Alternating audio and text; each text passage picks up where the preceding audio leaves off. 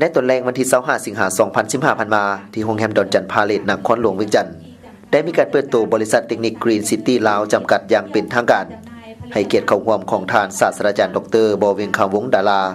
รัฐมนตรีว่าการกระทรวงวิทยาศาสตร์และเทคโนโลยีท่านอูตาเซิงประธานบริษัทเทคนิคพลังงานแสงอาทิตย์หยวนฟางหุ้นส่วนปากิ่งมีอธิการบดีมหาวิทยาลัยแห่งชาติประธานบริษัทแขกถึกเชิญจากกระทรวงทบวงกรมเมืองแผนกการอ้อมข้างนครหลวงเวียงจันทน์แขกถึกเชิญจากสาธารณรัฐประชาชนจีนและสื่อมวลชนเข้าร่วมบริษัทเทคนิคกรีนซิตี้ลาวจำกัดเป็นบริษัทสร้างตั้งขึ้นใหม่ในสาธารณรัฐประชาธิปไตยประชาชนลาวซึ่งมีสำนักงานตั้งอยู่บ้านสะพังเมึกเมืองไซธานีนครหลวงเวียงจันทน์กิโลเมตรที่9ถนน13ไต้บริษัทเทคนิคกรีนซิตี้ลาวจำกัดเป็นบริษัทที่ดำเนินธุรกิจเกี่ยวกับการจำหน่ายผลิตภัณฑ์พลังงานแสงอาทิตย์โดยผ่านบริษัทเทคนิคพลังงานแสงอาทิตย์หยวนฟางหุ้นส่วนปักกิ่ง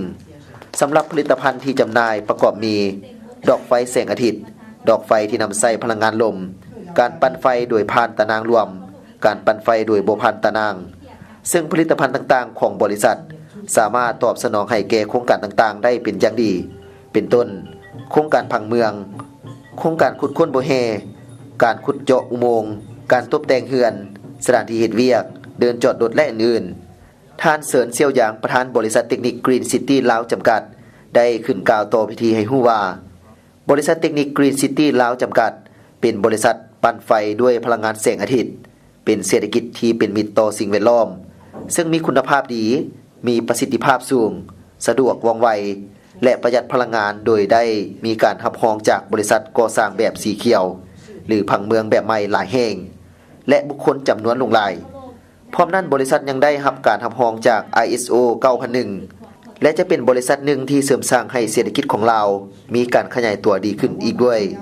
โอกาสนี้ในพิธียังได้ร่วมกันเซ็นบทบันทึกความเข้าใจหรือ MOU ระหว่างบริษัทเทคนิคกรีนซิตี้ลาวจำกัดและบริษัทโบเฮปุ๋ยกาลีลาวจีนจำกัดในการเข้าร่วมขุดค้นเฮการปรุงแต่งด้วยการนำใช้เทคนิคปั่นไฟด้วยพลังงานแสงอาทิตย์ของบริษัทเทคนิคกรีนซิตี้ลาวจำกัดและยังได้ร่วมกันตัดเทียบผ้าเปิดบริษัทเทคนิคกรีนซิตี้ลาวจำกัดอย่างเป็นทางการ